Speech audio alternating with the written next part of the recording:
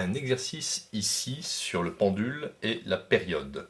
Alors nous avons ici un pendule de longueur petit l, c'est une tige qui retient une petite bille ponctuelle de masse m au point M. Alors l'écartement par rapport à la position verticale est l'angle θ ici, qui dépend du temps. Ici le temps mis pour faire un aller-retour, c'est ce qu'on appelle la période. Première question, montrer que le rapport racine carrée de la longueur du pendule divisé par l'accélération de pesanteur est homogène à une durée. Question 2, nous avons deux pendules qui sont situés en un même lieu, de longueur respective L1 et L2, et qui ont pour période respective T1 et T2.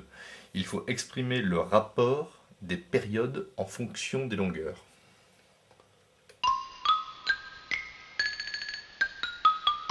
Alors, première question. Nous avons ici une longueur, dans le système international, ça s'exprime en mètres. Et l'accélération de pesanteur, au voisinage du sol terrestre, c'est 9,81 mètres secondes moins 2. Donc je vais pouvoir ici trouver l'unité de L sur G, c'est-à-dire, alors je vais marquer comme ça, unité de L sur G, ça va me donner des mètres divisé par des mètres secondes moins 2, je simplifie, il me reste l'inverse de seconde moins 2, ce qui me donne en fait des secondes au carré. Et donc au final, l'unité qui correspond à la racine de seconde au carré, ça me donne des secondes. Donc vous voyez bien que l'unité de racine de L sur G correspond à des secondes, donc le rapport racine de L sur G est bien homogène à une durée. Question 2. Alors de façon générale, le temps mis par la petite masse m pour faire un aller-retour, c'est la période. T est égal à 2pi racine de L sur G. Alors c'est une formule à connaître par cœur. Donc pour la première expérience, T1 est égal à 2pi racine de L1 sur G, correspondant ici au pendule de longueur L1.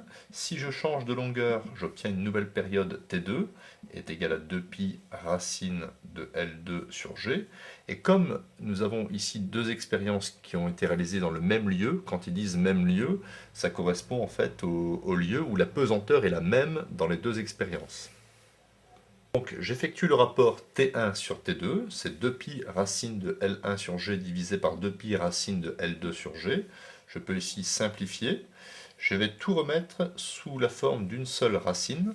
Donc racine de L1 ici sur G est multiplié par l'inverse, c'est-à-dire G sur L2.